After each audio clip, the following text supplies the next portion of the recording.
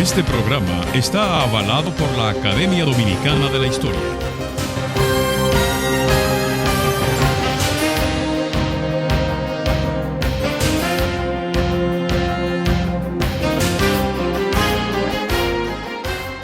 Hola, pueblo dominicano.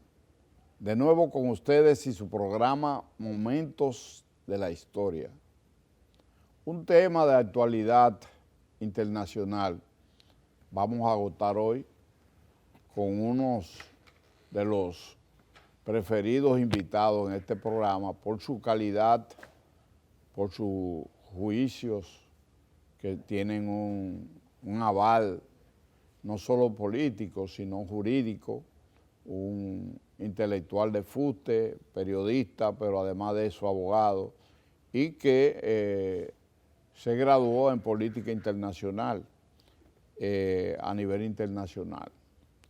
Estamos hablando del doctor Cristino del Castillo, que en otras veces ha tenido unos programas prodigiosos con mucho acierto y con mucha profundidad y precisión del futuro.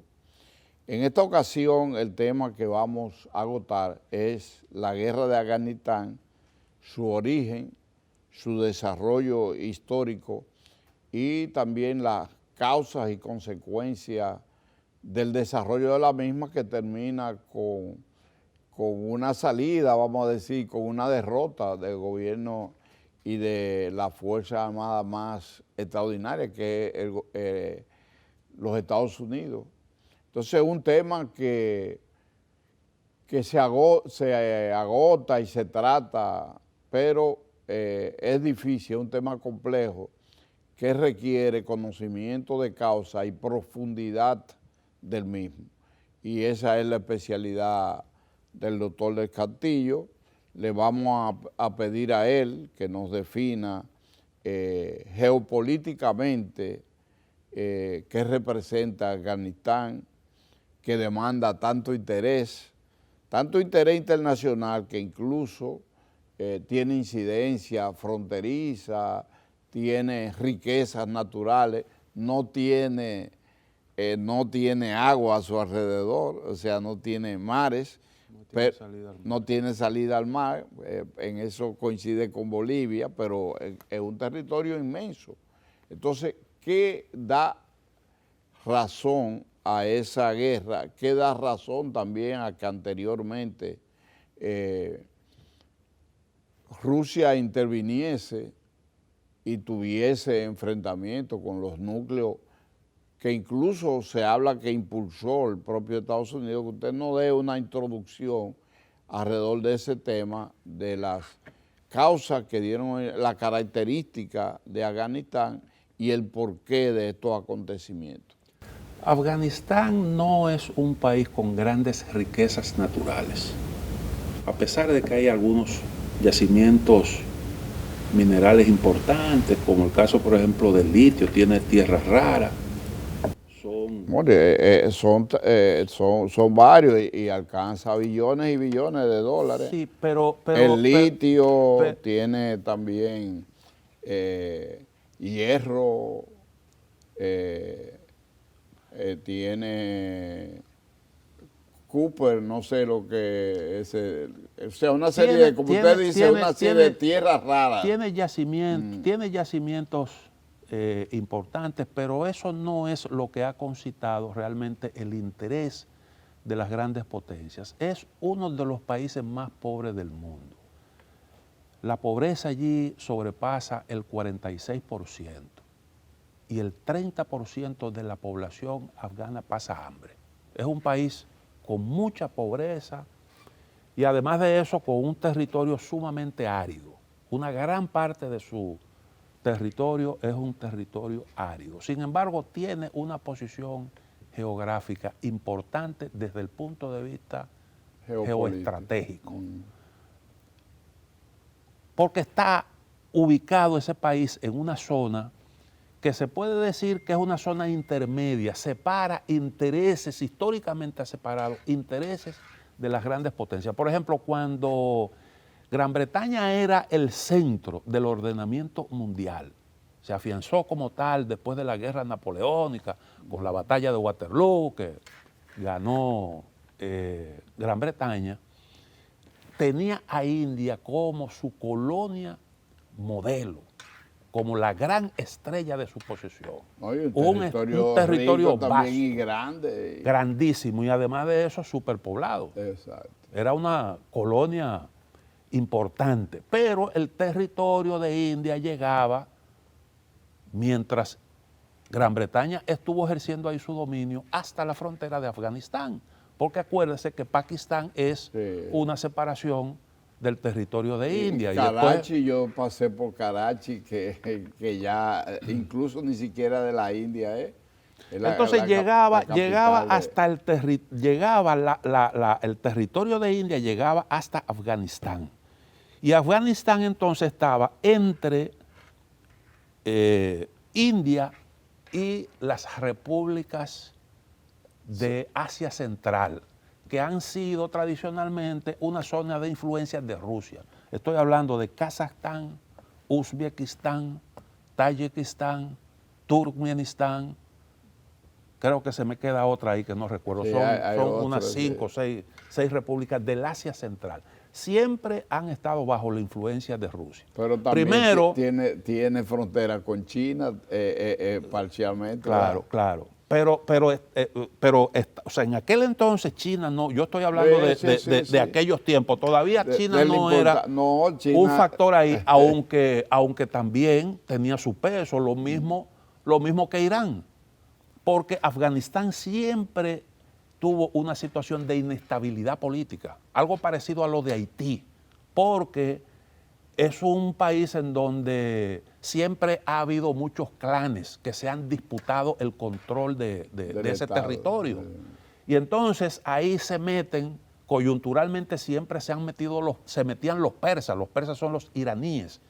Y eso hacía de Afganistán un territorio de mucha inestabilidad política, además de la influencia de Rusia desde esa zona de Asia Central.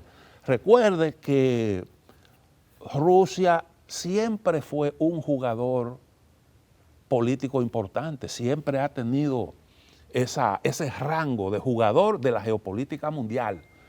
Y en aquel entonces, recuerde que Lenin hablaba de la cárcel de los pueblos, definía a Rusia como la cárcel de los pueblos, por la influencia que tenía en todo ese vasto territorio.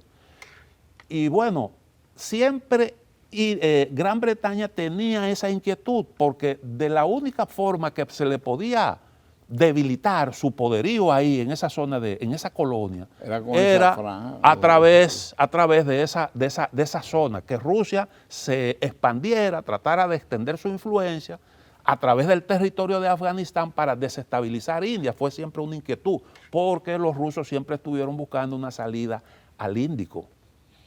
Y entonces eso empujó en varias oportunidades a Gran Bretaña a invadir Afganistán en 3 ocasiones. Primero en 1839, 38, 39, después en el 78, 1878 y finalmente en el 1915.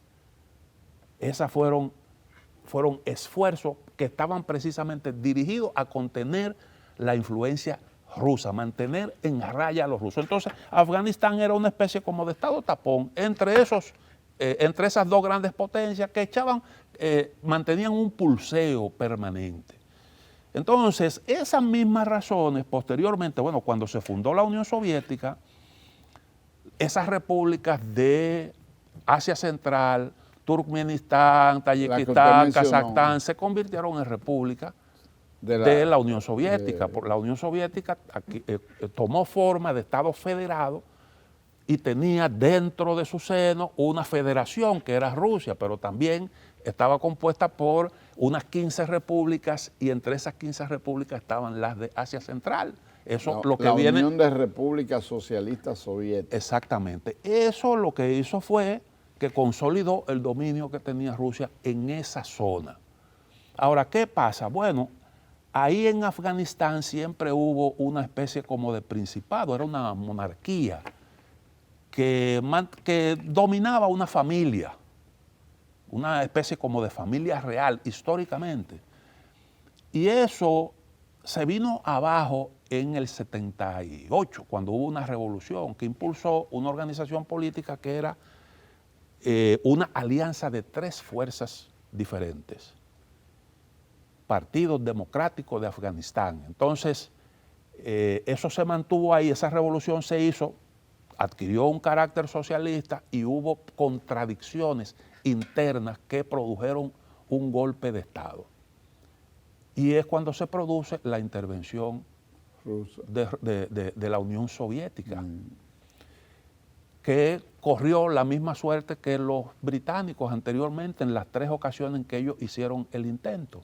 ¿Por qué? Bueno, porque en Afganistán usted entra, históricamente eso es lo que ha ocurrido, las grandes potencias entran, derrocan los gobiernos, pero entonces no pueden sostenerse en el tiempo, porque los afganos se recogen, se confunden con la población, hacen una guerra de baja intensidad que produce un desgaste, se hace insostenible y las grandes potencias tienen que salir despavoridas sin haber conseguido su objetivo. Y hay por ahí una frase que se repite hoy con mucha frecuencia: los imperios tienen el reloj y los afganos el tiempo.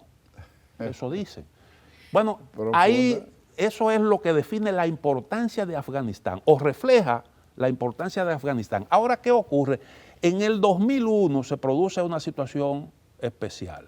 Bueno, usted recuerda que hubo una guerra contra el dominio soviético, ahí entran los muyahidines, y dentro de ese grupo que hace resistencia, entonces ahí aparecen unos denominados talibanes, que fueron gente que tuvieron apoyo de Pakistán, de Arabia Saudita. Y finalmente de Estados Unidos. Y de Estados Unidos. Y que lo entrenó y de Estados Unidos. Bueno, contra los soviéticos hubo una destacada participación de un personaje que era el que servía, hacía las veces de proveedor y organizador de esos grupos, que era Osama Bin Laden, que era un hombre que había heredado una fortuna y que además de eso tenía muy buenos contactos en la zona y jugó ahí un papel estelar, un multimillonario, ingeniero que no tenía necesidad. Sin embargo, se involucró en eso. Yo creo que por convicciones políticas y religiosas, jugó ese papel, entró en contradicciones con Estados Unidos, se convirtió en su enemigo, y entonces ese enemigo tenía allí, ya había establecido muy buenas relaciones con el movimiento de los talibanes, y se quedó ahí en Afganistán. Desde ahí él organizaba sus actividades y le atribuyen los atentados del 11 de septiembre, que yo creo que efectivamente hubo una participación de ese grupo ahí.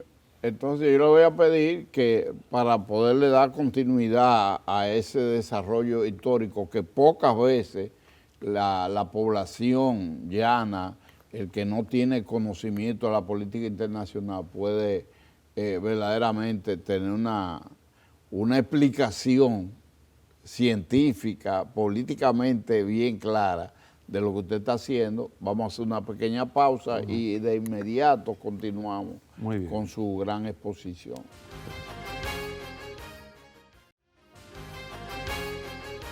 Entonces, doctor Cristino del Castillo, si pudo interpretar su conclusión sobre el tema pasado para que lo llevemos a la actualidad, verdaderamente Bin Laden era parte de uno de los grupos religiosos que tenían incidencia en lo que es Afganistán y contó con el respaldo de varios de los países de Pakistán, pero finalmente de Estados Unidos. Entrenamiento, era un cuadro que respondía a esos intereses, o sea, tenían coincidencia. Pero Bin Laden era árabe, Bin Laden era árabe, saudita, sí, pero jugó un papel ahí en Afganistán. Sí, Arabia Saudita siempre ha sido un gran jugador en esa zona. ¿Quiénes fueron los primeros que reconocieron el gobierno talibán? Pakistán, Arabia Saudita y Emiratos Árabes Unidos, porque ellos tenían un interés ahí de cara al problema de Irán, porque los talibanes son sunitas y los iraníes son chiitas y esos grupos siempre han chocado. Se dan fenómenos tan raros como una rueda de prensa entre un gran enemigo de Occidente, que era el presidente iraní, Ahmadinejad, que era un individuo súper radical, una rueda de prensa conjunta con Hamid Karzai, que fue un individuo que jugó un rol importante en la lucha contra los soviéticos, el primer presidente que tuvo Afganistán después de la llegada de las tropas estadounidenses. Y una rueda de prensa entre un presidente puesto por Occidente y el presidente de Irán acusando a Estados Unidos y sus aliados de colaborar con los talibanes. Eso se llegó a dar, porque ese es un mundo raro, que Occidente no llegó a conocer realmente a profundidad. Y eso yo creo que ha sido más que evidente durante todos estos años por la cantidad de errores que ahí se han cometido. Ahora, ¿qué pasa? Se producen los atentados del 11 de septiembre. Está la participación de Bin Laden. Bin Laden está en Afganistán y ahí se presenta una oportunidad. Porque, bueno, Estados Unidos tenía que darle una respuesta a ese atentado terrorista. Atacaron el mismo día, incluso a Kabul, a la capital. Estados Unidos acumuló un tremendo capital político porque el mundo entero pedía algún tipo de represalia contra esos que cometieron ese atentado, donde murió gente de todas partes del mundo, incluyendo dominicanos. Sí, sí. Incluyendo dominicanos. Y esa barbaridad todo el mundo la condenó. Y claro, tenía ese capital político tan grande ahí, y ellos aprovecharon para meter dentro de la lucha antiterrorista que había que sostener, sin ninguna duda, objetivos de tipo geopolítico.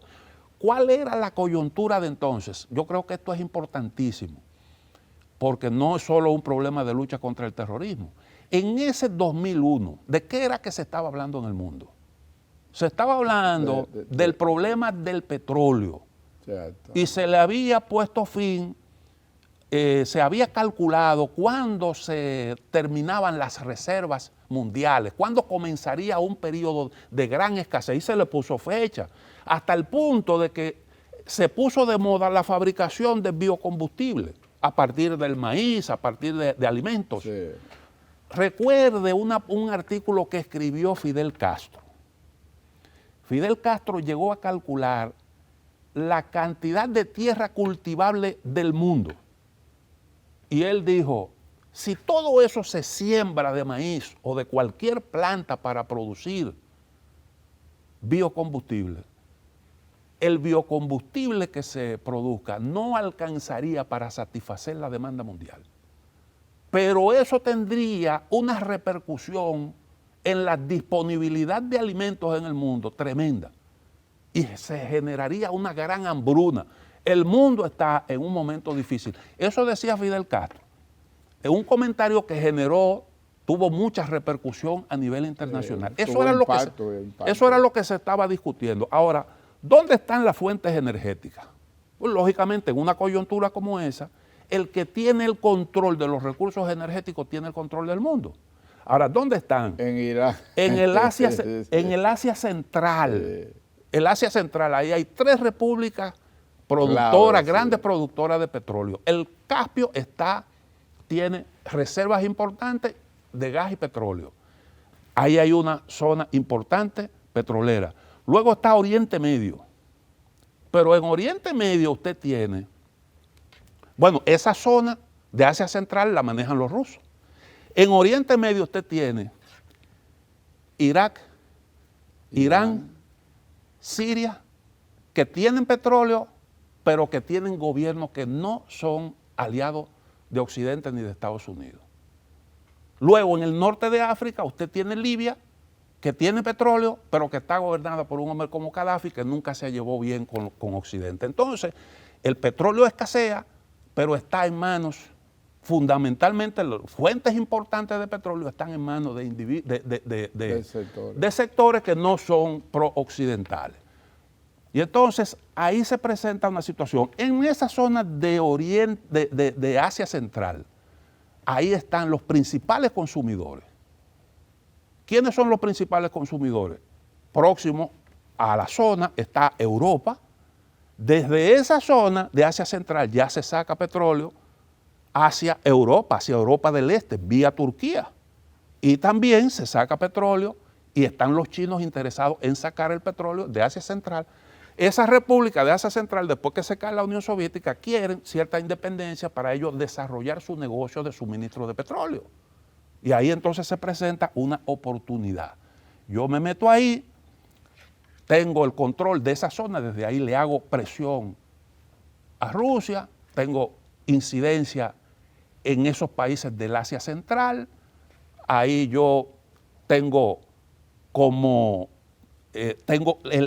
puedo dosificar, manejarme yo como suministrador de petróleo a países como China, que también está interesada, es el segundo consumidor, y otro gran consumidor es India. India es uno de los países superpoblados, demanda muchísimo petróleo. Entonces, tener el control de esa fuente da poder, pero al mismo tiempo la posibilidad de utilizar Asia Central para desplazar a los rusos, porque los rusos compiten con esos países como suministradores de petróleo y gas. Entonces, ellos quieren también tener incidencia ahí. Si tú logras controlar el suministro, puedes desplazar a los rusos como proveedores de gas de Europa. ¿Quiénes son los que proveen gas ahora mismo a Europa?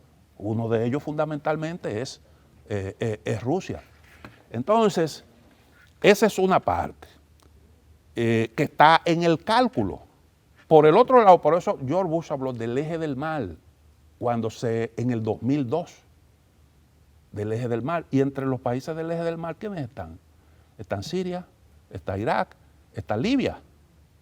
Mencionan también a Corea del Norte, Cuba, pero lo fundamental dentro de ese plan es ese. Eso. Entonces, ellos consiguen rápidamente el control del territorio de Afganistán, porque evidentemente que el poderío da para eso.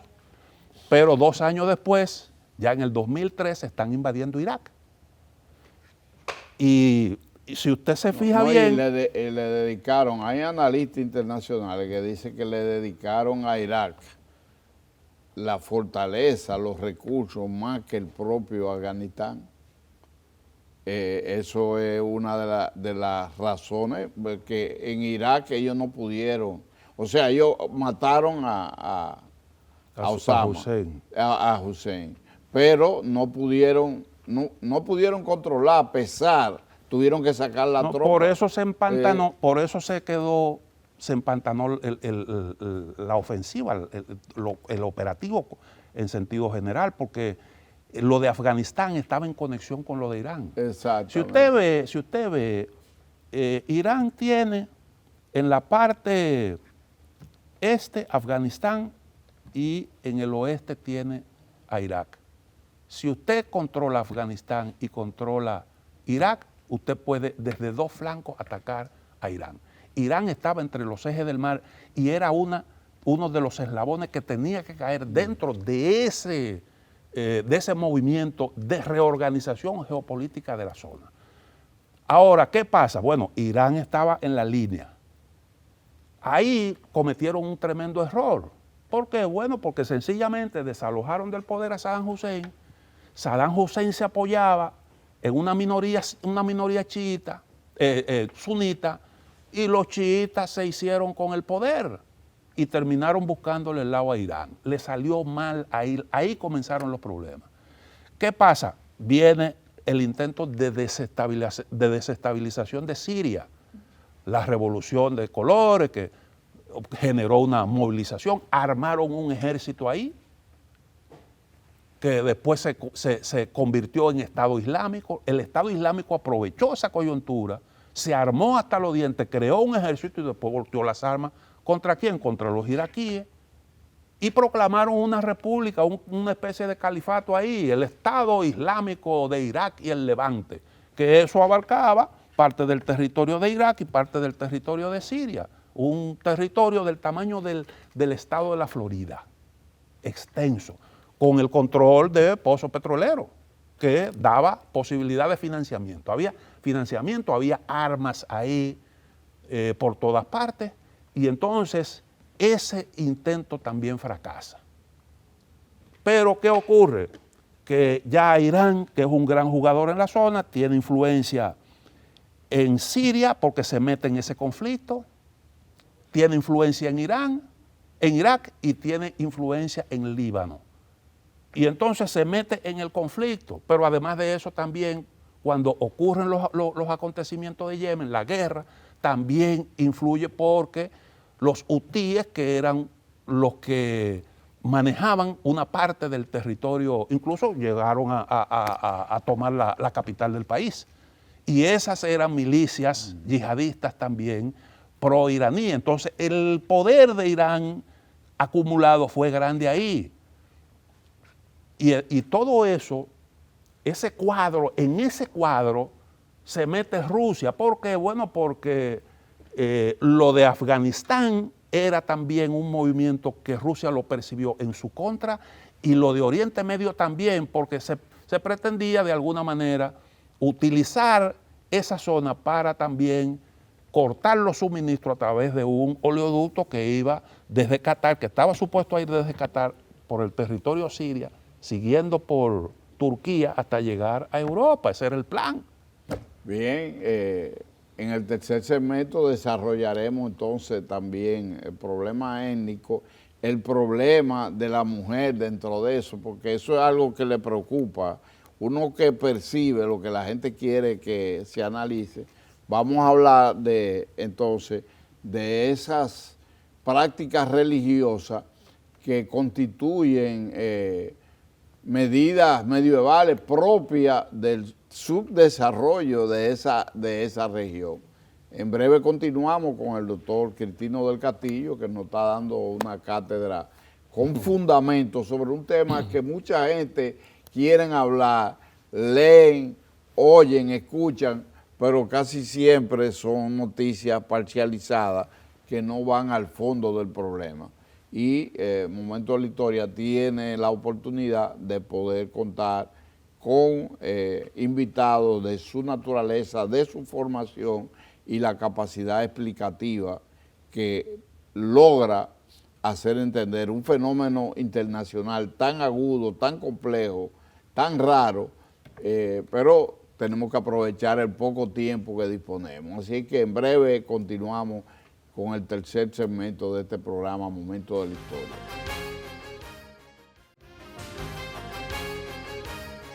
Aprovechemos a fondo este tercer segmento, hablemos de las proyecciones de este conflicto y hablemos del tema que yo le ponía. En la medida no es esencial dentro de la explicación, pero hay que darle una explicación, porque lo que más se vende es que la mujer es objeto verdaderamente de algo inconcebible para nosotros, para el mundo occidental, que la mujer no puede ir tiene que vestir la burka, como dicen,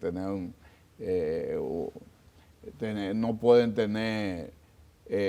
dejarse ver los pies, las rodillas, no pueden nada, tienen que estar en la casa, solamente pueden salir acompañadas de su marido o de un familiar, las niñas no pueden ir a la escuela, o sea, esos dos variables en este segmento.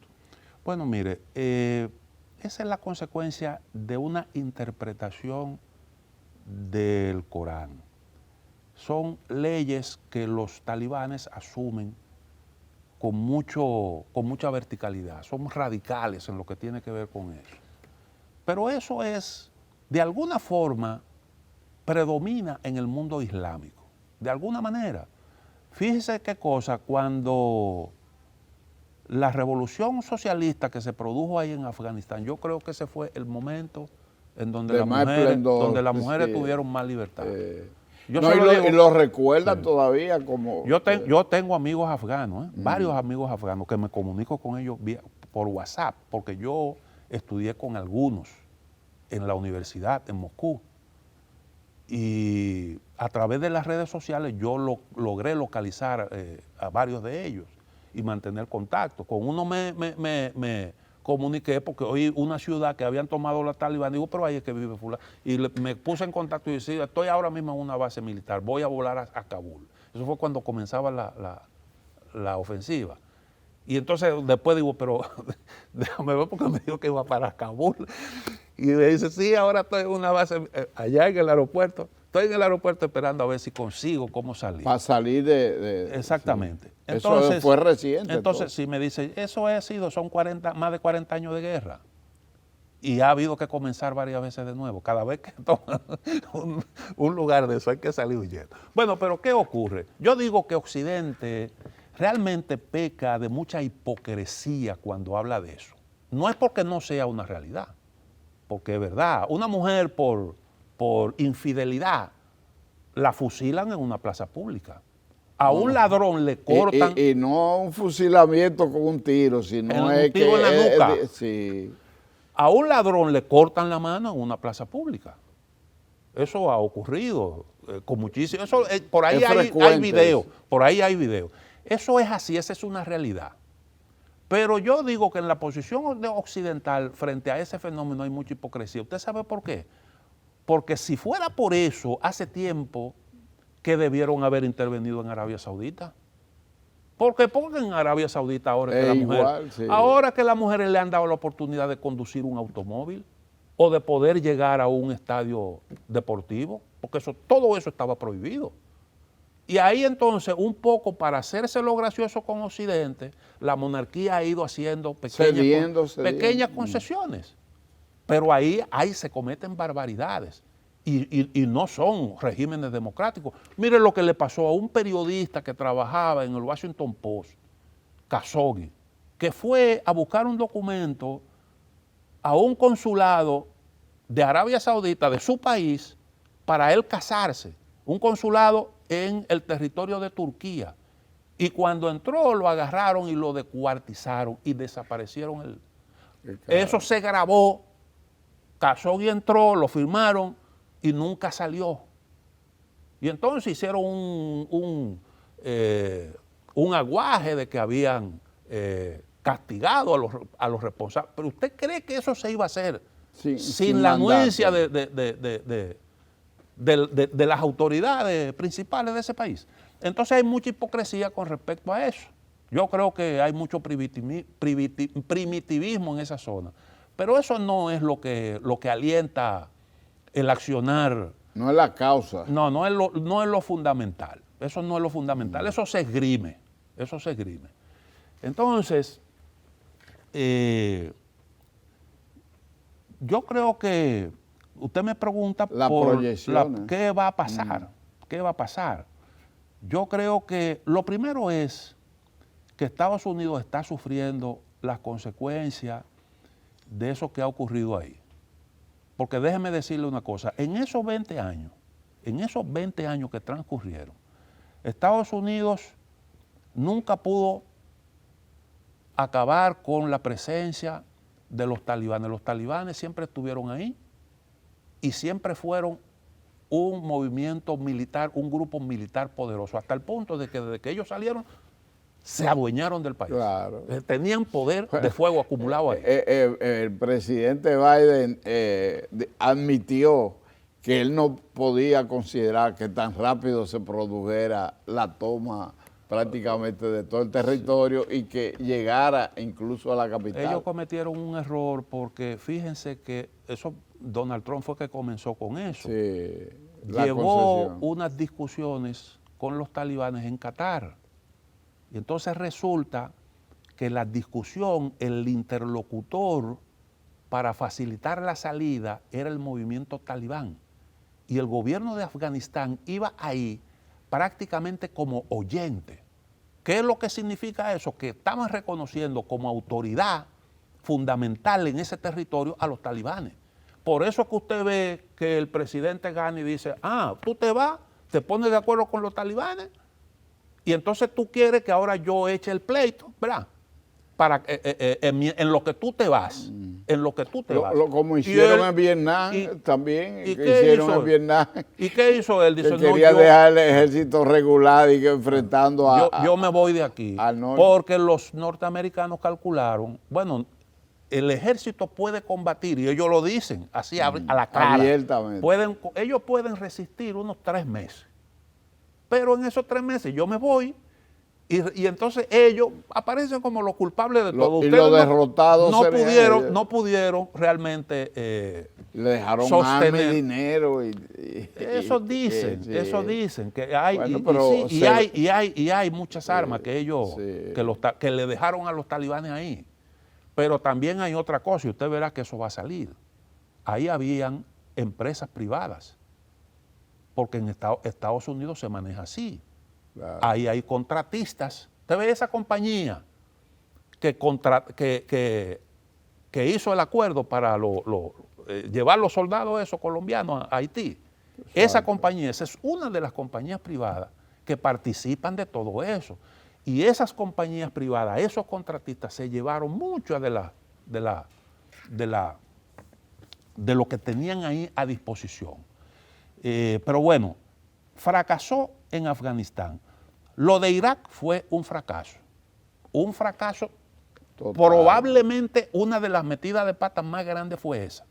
Porque hoy, gracias a eso, la situación en Oriente Medio es diferente. Porque Saddam Hussein era un hombre que estaba enfrentado con Irán, que era un hombre de ellos. ¿Por qué Saddam Hussein invadió a Irán? Kuwait?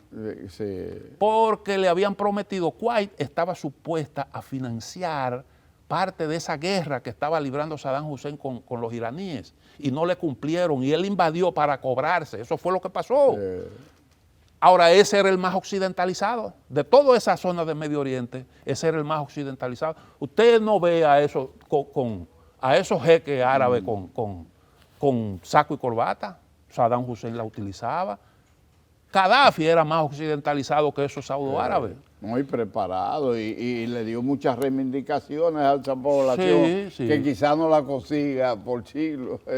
Bueno, fracasaron ahí en Irak, fracasaron en Siria, no pudieron destruyeron ese país, lo dejaron convertido en una ruina, pero no pudieron.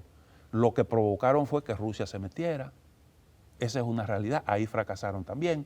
La incursión de Rusia en la zona es también un revés importante, porque Rusia dice, no, pero me quieren a mí sacar del negocio del petróleo, porque me quieren quitar como cliente a Europa. Fíjense que la única base militar que tiene Rusia fuera de su territorio está ahí en Siria. Y entonces, el acuerdo nuclear con Irán, la explicación que tiene es esa.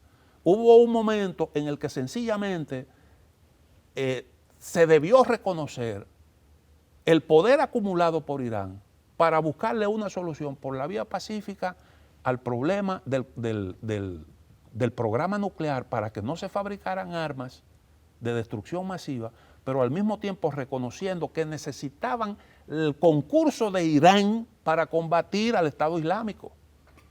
Y ahí también trabajó Rusia.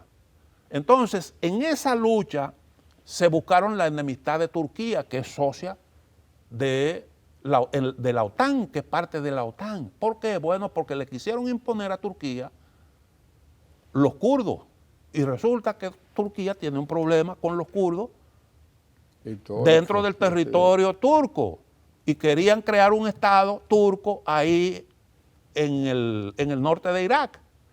Y eso los turcos no aceptaron eso. Y trataron incluso de darle un golpe de estado a Erdogan. Eso es una realidad, un golpe de estado. ¿Y qué hizo Erdogan? Barrió. Y ahí entraron las contradicciones, porque Erdogan se dio cuenta y había un individuo que estaba dirigiendo eso, que tenía el apoyo de los Estados Unidos. Eso ocurrió, aunque usted no mucha gente se dedica al análisis de ese asunto, pero esa es una realidad. Eso es una realidad. Entonces, también falló por ese lado. Y por el lado de Rusia, porque déjeme decirle una cosa, hasta el momento en el que Rusia irrumpe ahí, que para a Obama cuando Obama iba a bombardear Irak, Siria, iba a hacer bombardeos aéreos, hasta ese momento tenían muy buenas relaciones. Y usted veía a George Bush y los encuentros y la cosa. Hoy le hicieron hasta un reconocimiento al presidente de Rusia. Entonces eso también salió mal. Lo de Ucrania también salió mal, Sí. porque lo de Ucrania tenía también que ver con el petróleo. Porque ¿por dónde pasan los gasoductos de Rusia? Es a través del territorio de Ucrania. Bueno, ahora están construyendo otros, pero hay gasoductos importantes que pasan por ahí. Luego el territorio de Ucrania es importante y completaba el cerco de Rusia que comenzó a armarse después de la caída de la Unión Soviética. Bases militares aquí y allá. Faltaba incluir ahí a Ucrania con el objetivo con mira ser la socia de la Alianza Atlántica y completar el cerco. Es decir, ese fue un movimiento para dominar el mundo y falló. En esos 20 años se descubrieron yacimientos de petróleo diversos, muchos. Llegamos a la conclusión de que había más petróleo. Y resulta que los propios norteamericanos inventaron la técnica del fracking, que lo convirtió a ellos en los principales productores del mundo, son los que más capacidad tienen para producir petróleo en el mundo. Ya ellos no tienen esa gran aprehensión, gracias a la tecnología del fracking. Entonces, eso le quita, resta importancia a ese recurso. Esa es la realidad. Entonces, todo eso. Mientras tanto, en torno como conclusión de este segmento, que nos queda uno, representó para Estados Unidos no solamente una derrota político-militar con ¿cuántos muertos? Miles de muertos, Sí. 2.400 billones de dólares que perdieron. O sea, Según- 2.3 billones, millones de millones. Exacto, dije 2.3. 2.4. Sí. Pero eso solo en esa guerra. En esa guerra, total es del dicen total, que son exacto. más de 6 billones. Que no, Lo de Afganistán y todo ese sí, Irak, lo de Siria, y Siria, sí. un Correcto. total Yo sobrepasa me los estaba 6 billones. refiriendo de Afganistán, pero si le sumamos todo eso, una situación de hecatombe. Por eso, entonces, vamos a dedicarle en el segmento cuarto qué intereses tiene China, que hoy en día está considerada camino a ser la primer potencia. ¿Qué busca China ahí? ¿Qué elementos le favorecerían en ese sentido? Y vamos a hacer una conclusión con sus Muy bien. razonamientos correspondientes. Así es que en breve continuamos con el doctor Cristino del Castillo.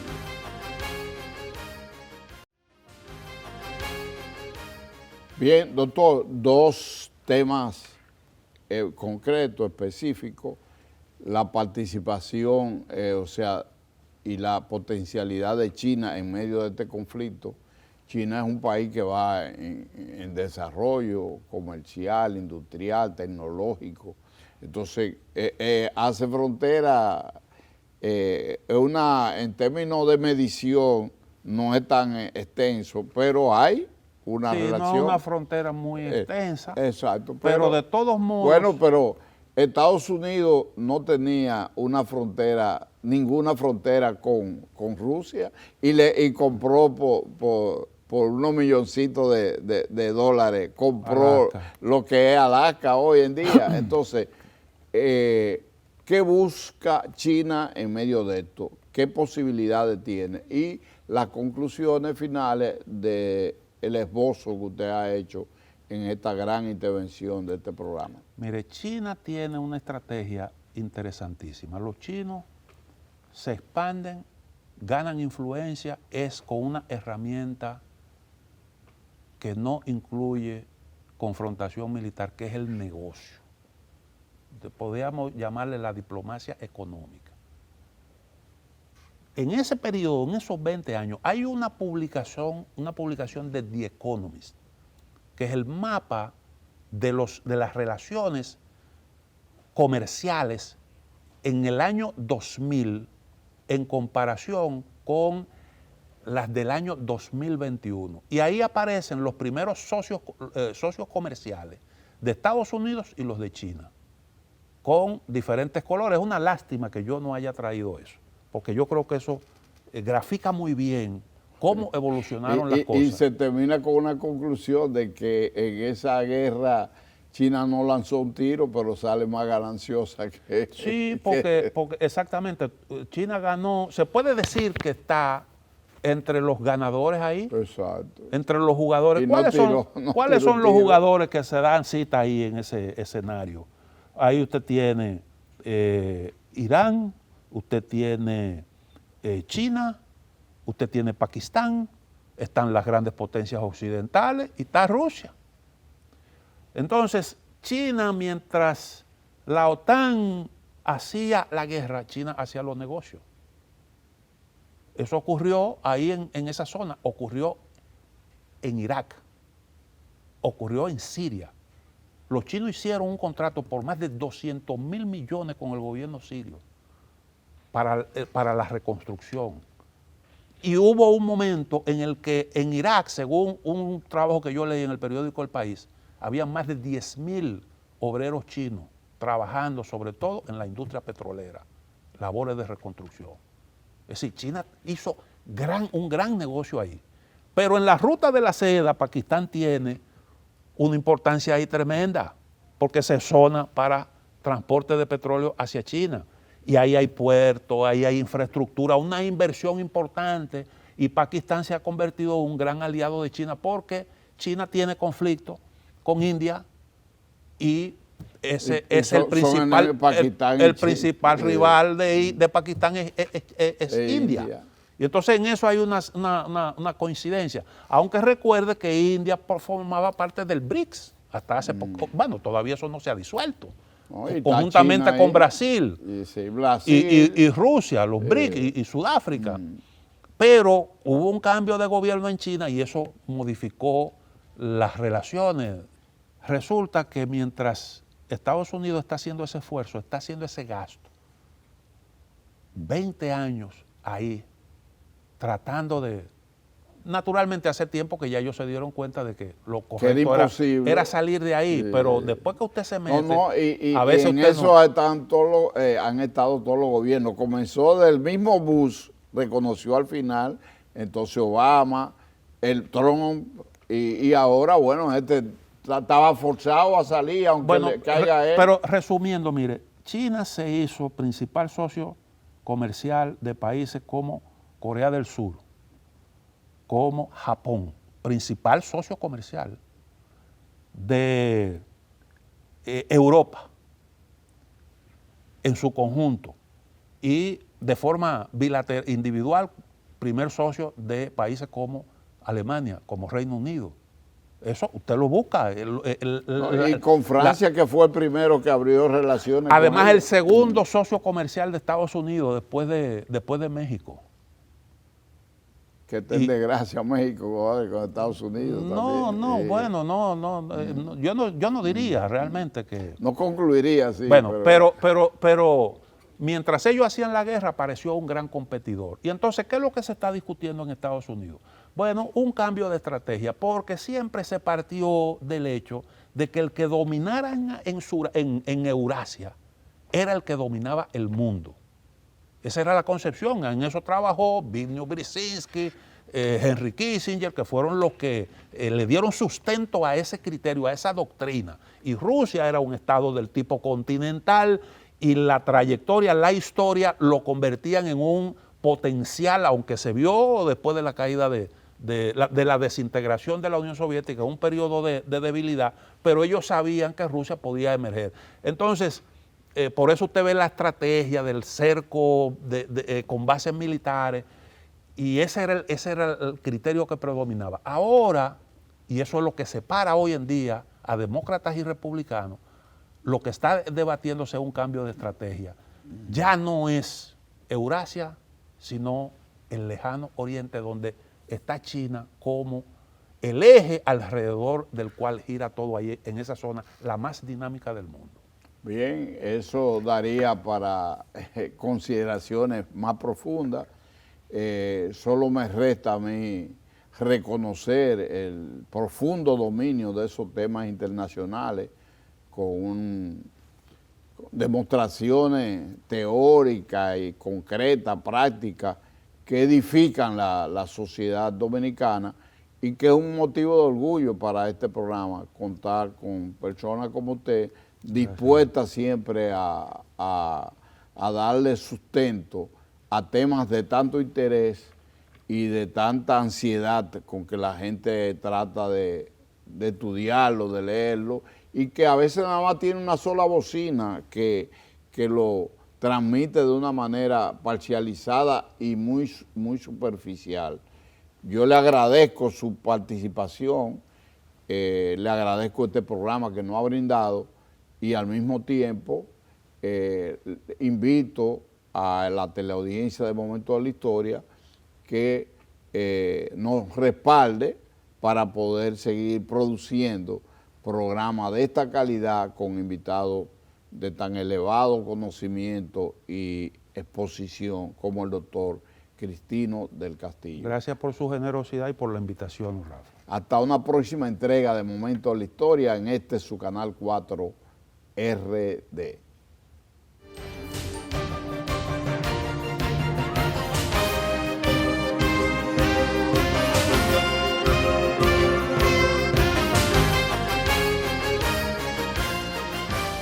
Este programa está avalado por la Academia Dominicana de la Historia.